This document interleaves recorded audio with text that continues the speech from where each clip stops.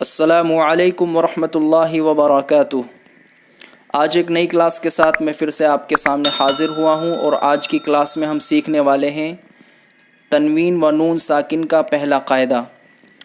میں تھوڑا سا آپ کو بتاتا چلوں کہ تنوین اور نون ساکن کے 4 قاعدے ہوتے ہیں، یعنی ان چاروں قاعدوں کو سمجھنا ہمارے لیے بہت ضروری ہے۔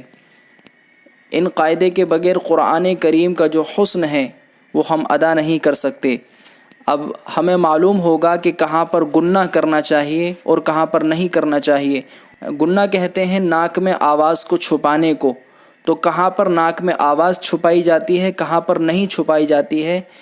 تو اب ہمارے سامنے یہ قاعدے شروع ہو گئے ہیں، تو آپ سے میں گزارش یہ کروں گا کہ آپ یہ بہت اچھے طریقے سے ان قاعدوں کو سمجھیں، اور جیسا آپ کو بتایا جا رہا ہے آپ ویسے ہی ان کی مشق کرنے کی پوری کوشش کریں۔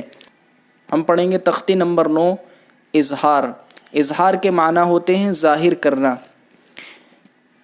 تو تنوین و نون ساکن کا قاعدہ نمبر 1، جیسا کہ میں نے ابھی آپ کو بتایا کہ 4 قاعدے ہوتے ہیں، ان میں سے پہلا قاعدہ ہے اظہار کا۔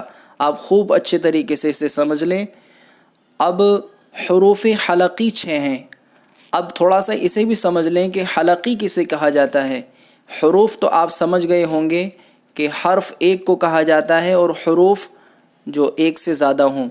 حلقی کسے کہا جاتا ہے؟ جو حرف حلق سے ادا ہوتے ہیں، یعنی ایسے 6 حرف ہیں قرآن کریم کے اندر جو حلق سے ادا ہوتے ہیں۔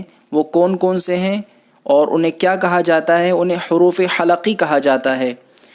سب سے پہلا ہے حمزہ، ہا، عین، ح، غین، خ۔ یہ 6 حرف ہیں، آپ انہیں ذہن میں بٹھا لیں، ان کو یاد ہی کر لیں تو یہ زیادہ بہتر ہوگا۔ تو یہ 6 حرف ایسے ہیں جو حلق سے نکلتے ہیں۔ اب آگے سمجھتے ہیں اس قاعدے کو کہ تنوین یا نون ساکن کے بعد آپ اچھے طریقے سے سمجھ لیں کہ جو پیچھے کے قاعدوں میں ہم نے پڑھا تھا، تنوین کہتے ہیں 2 زبر 2 زیر 2 پیش کو، اور نون ساکن جیسا کہ ہم نے پچھلی کلاس کے سبق میں پڑھا تھا کہ نون ساکن کسے کہتے ہیں؟ نون ساکن کہتے ہیں جس نون کے اوپر جزم آ جائے، جیسے یہاں پر ہے، یہ نون ہے، اس کے اوپر جزم ہے، اسے نون ساکن کہا جائے گا۔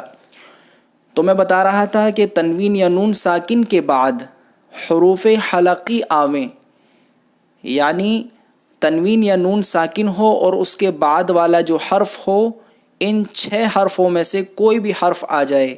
آپ اچھے طریقے سے سمجھیں کہ حمزہ، ہا، عین، ح، غین، خ، ان 6 حرفوں میں سے کوئی بھی حرف آ جائے۔ کب؟ جب تنوین ہو یا نون ساکن ہو، اس کے بعد والا حرف اگر ان میں سے ہوگا تب وہاں پر اظہار کا قاعدہ ہوگا، اور اظہار کے معنی ہی جب ظاہر کرنے کے ہیں تو اس میں گنہ نہیں ہوگا، یعنی ناک میں آواز کو نہیں چھپایا جائے گا، یعنی انہیں ظاہر کر کے پڑھیں گے۔ تو نون کو ظاہر کر کے بلا گنہ کے جلد پڑھیں گے۔ بلا گنہ کہتے ہیں یعنی بغیر گنہ کے۔ گنہ جیسا کہ میں نے آپ کو بتایا کہ گنہ کہتے ہیں ناک میں آواز کو چھپانا، بلا بولتے ہیں بغیر، بغیر گنہ کے جلد پڑھیں گے، اس کو اظہار کہتے ہیں۔ تو چلیے اس کی مشق کریں۔ یا زبر طی، را الف 2 زبر رن، طیرن۔ اب جیسا کہ آپ دیکھ سکتے ہیں کہ را کے اوپر 2 زبر کی تنوین ہے، اور تنوین کے بعد والا حرف جو ہے وہ حمزہ ہے، یعنی حروف حلقی کے 6 حرفوں میں سے حمزہ ہے۔ تو یہاں پر را میں جو ہے اظہار کا قاعدہ ہوگا، یعنی اس میں گنہ نہیں ہوگا۔ آگے پڑھتے ہیں حمزہ زبر آ، با الف زبر با، ابا، با یا زیر بی، ابابی، لام زبر لا، ابابیلا، طیرن ابابیلا۔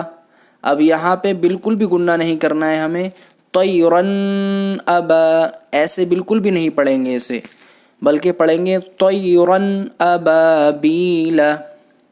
آگے پڑھتے ہیں نون الف زبر نا، را 2 پیش رن، نارن، ح الف زبر ح، نارن ح، میم زیر می، نارن حامی، یا زبر یا، نارن حامیہ، تا 2 پیش تن، نارن حامیتن۔ اب یہاں پہ آپ دیکھیے کہ را کے اوپر دو پیش کی تنوین ہے اور تنوین کے بعد حروف حلقی کے 6 حرفوں میں سے ہا ہے، تو یہاں بھی اظہار کا قاعدہ ہوگا، ہمیں یہاں پہ گننا بالکل نہیں کرنا ہے.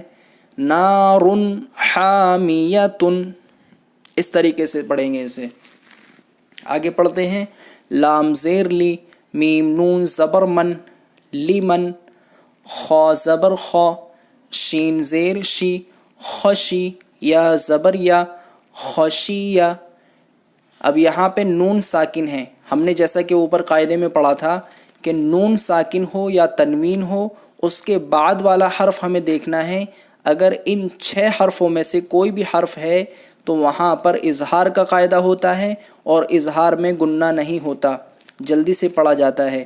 Lemon خشیہ، lemon خشیہ. میم نون زیر من، غینیا زبر غی، من غی. را زیر ری، من غیری. ہا کھڑی زیر ہی، من غیری ہی. تو آج کے سبق کو ہم یہی مکمل کرتے ہیں. میں امید کرتا ہوں کہ آپ کے یہ سبق بھی سمجھ میں آ رہا ہوگا، اور میں آپ سے گزارش کروں گا کہ جو چیز آپ کو بتائی جا رہی ہے آپ اچھے طریقے سے اس کو سمجھ کر یاد کریں اور اس کی بار بار مشق کرتے رہیں، تو انشاءاللہ یہ کام آسان ہو جائے گا. اللہ ہمارے پڑھنے پڑھانے کو بے حد قبول فرمائے. السلام علیکم ورحمۃ اللہ وبرکاتہ.